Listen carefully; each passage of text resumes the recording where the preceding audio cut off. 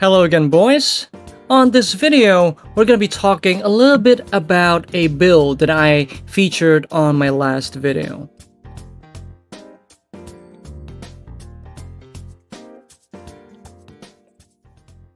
Now, this is going to be called the Vampiric Dancer build, or the MALENIA build.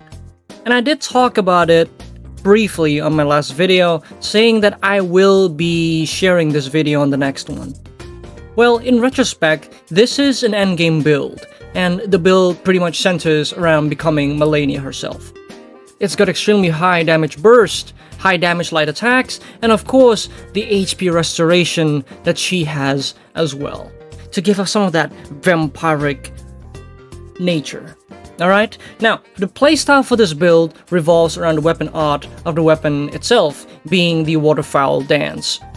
When you pair this with a Godskin Swaddling Cloth Talisman, by the way, for those that don't know what this does, it heals on successive hits. Now, the Waterfowl Dance is able to do up to 20 hits in the span of her full dance corte, and this can heal a decent amount, especially when hitting multiple enemies at once. And I don't think that would be too difficult, given that many places in Elden Ring shows a ton of mobs at you. This build is further enhanced by abusing the fact that Waterfowl Dance hits multiple times. This will help activate 3 things. 1. The Winged Sword Insignia. 2. The Millicent's Prosthesis. And 3. The Thorny Caractea. All of these added will grant up to 41% damage boost, which is quite a hefty amount. And to add, the Hand of MALENIA itself also has innate blade buildup, so this will help apply the blood loss status very quickly. Now, to complete the build set, we'll be using the Winged Sword Insignia, the Millicent's Prosthesis, the Godskin Swaddling Cloth, and for the last bit, I'll honestly just leave it up to you guys. However, if you guys need some recommendations, I think either one of these 3 would be pretty good. One would be the Dragon Crest Great Shield Talisman, or the Shell of Alexander, or the Lord of Blood's Exaltation.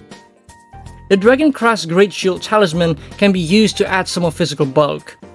The Shots of Alexander can be used to further add Waterfowl Dance's already high damage, and the Lords of Blood's Exaltation can be used if you want to center your build more around the blood loss debuff itself.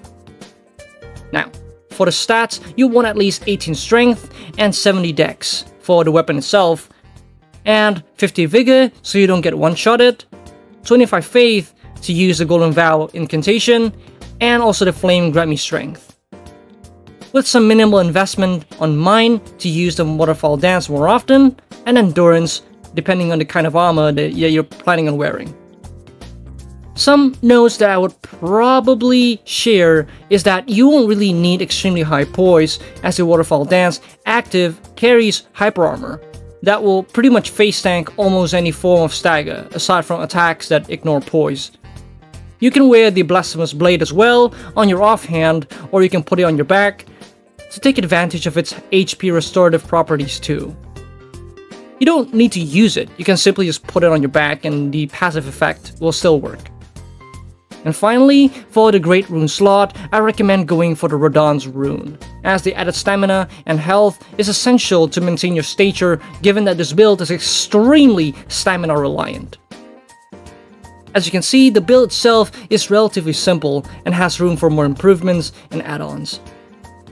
But I'll let you guys come up with some interesting ideas of your own.